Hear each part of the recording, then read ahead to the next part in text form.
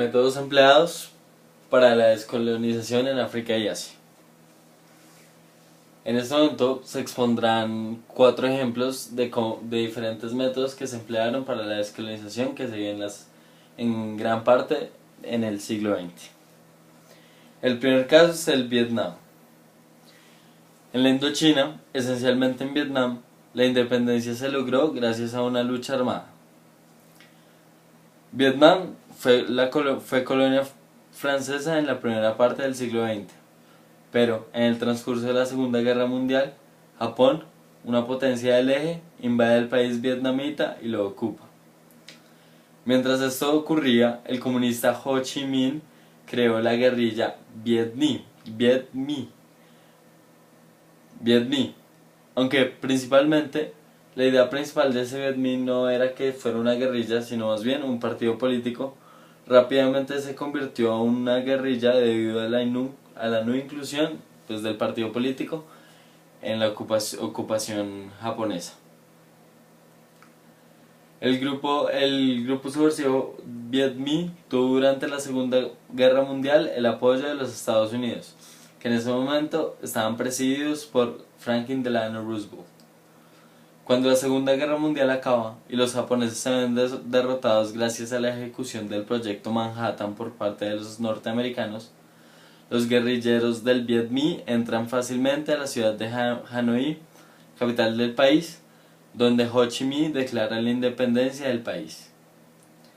A pesar de que Ho declara la independencia del país, Francia, que también fue uno de los victoriosos de la Segunda Guerra Mundial, no quiso reconocer al Estado vietnamita e inicia una guerra de 10 años con un ataque a la ciudad vietnamita de Haiphong. La guerra por un lado se vio apoyado por China y la Unión Soviética a favor de Vietnam del Norte y el Viet Minh, y por el otro lado estaba Vietnam del Sur y Francia. Finalmente, la guerra acaba con los acuerdos de Ginebra, donde se dividió Vietnam por el Paladeo 17 en el año de 1954.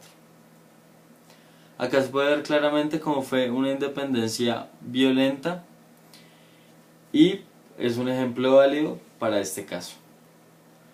La importancia que tuvo Ho Chi Minh en esto fue significante, debido a que él el que crea el partido político y posterior grupo de guerrillero. Es él el que proclama la independencia en 1945 cuando los japoneses se ven obligados a rendirse, y es él el que mantiene la posición de no ceder ante el poderío francés en la Guerra de los 10 años.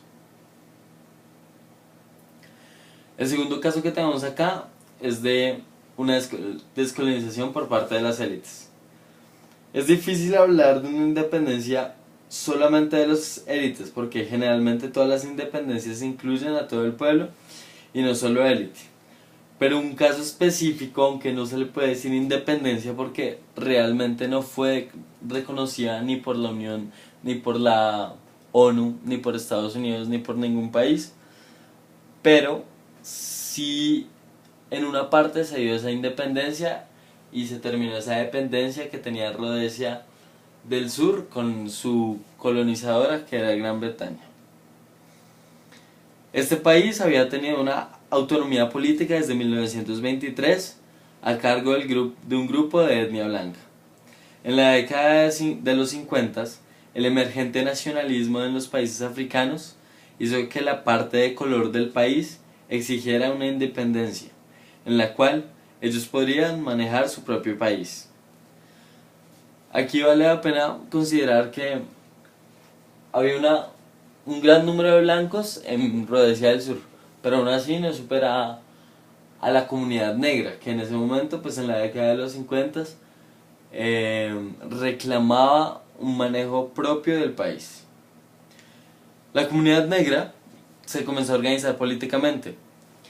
La primera muestra de esto fue el Congreso Africano del Sur, que fue liderado por Nomo, que sería declarado ilegal por la comunidad blanca, que estaba obviamente a cargo del país en ese momento. Nomo también creó el Democrático Nacional, junto a Mugabe y Sithole, otros dos líderes de la independencia de Rhodesia. también se declaró ilegal. Unos nacionalistas negros crean el SAPO. Después, Sithole crea el SANU. Ambos partidos fueron declarados ilegales. ¿Por qué fueron declarados ilegales? Las élites de las comunidades blancas no querían que la comunidad de color liderara el país, ya que los llevarían a la ruina y la inseguridad, como ellos mismos lo afirmaban. Los blancos, en contraparte, crearon el Frente Rhodesiano, con el objetivo de mantener el país bajo control, y además también tenía el objetivo de lograr un acuerdo con Gran Bretaña para que se diera la independencia en la cual ellos siguieran manteniendo el poder del país. Pero Gran Bretaña argumentaba que el país en primer lugar no estaba preparado y que la comunidad negra del país necesitaba una mejor calidad de vida y una mayor inclusión política para que esta independencia se diera, donde hubiera una libertad de expresión y una democracia en el país.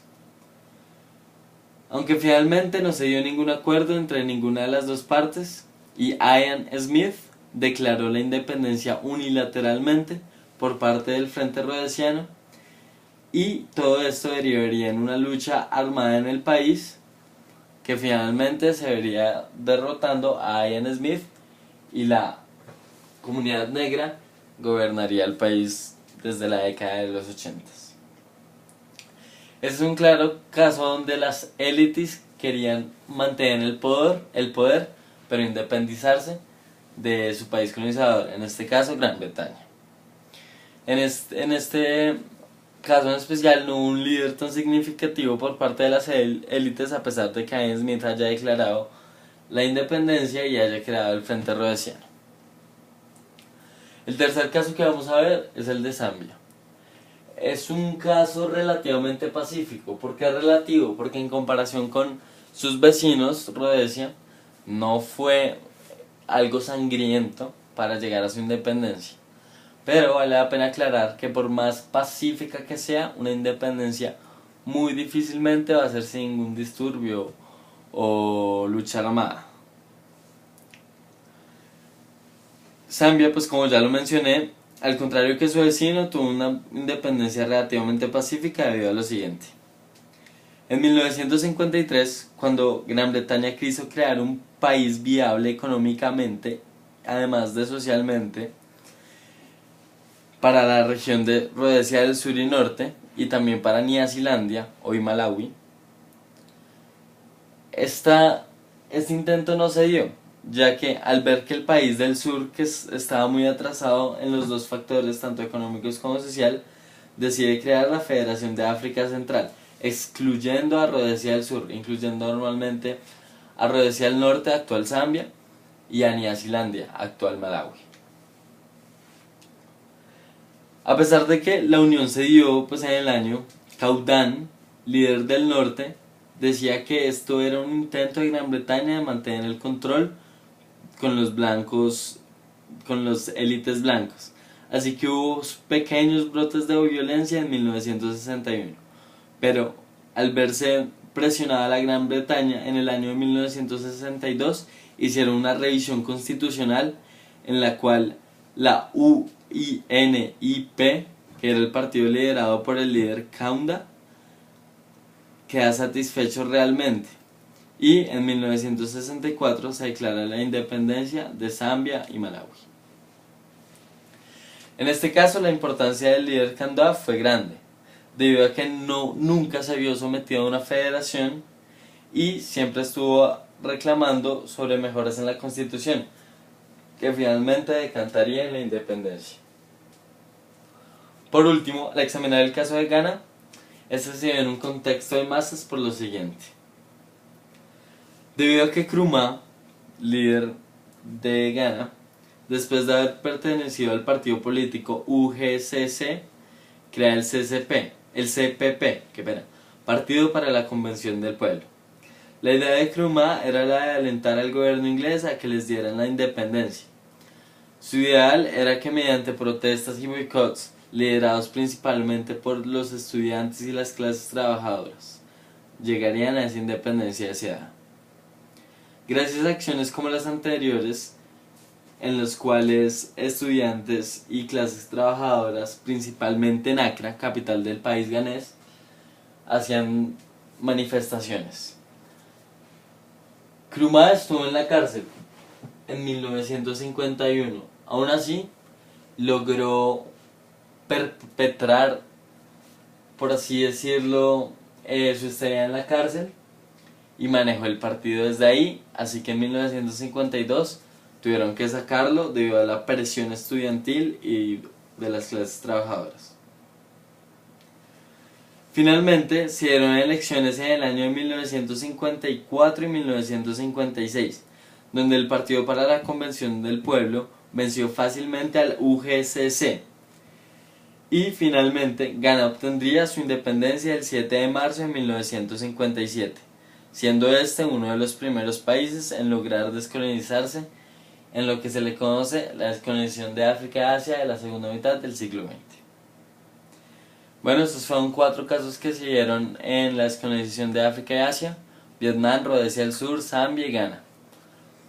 Son solo simples casos de los muchas descolonizaciones que hubo y los diferentes métodos que se usaron.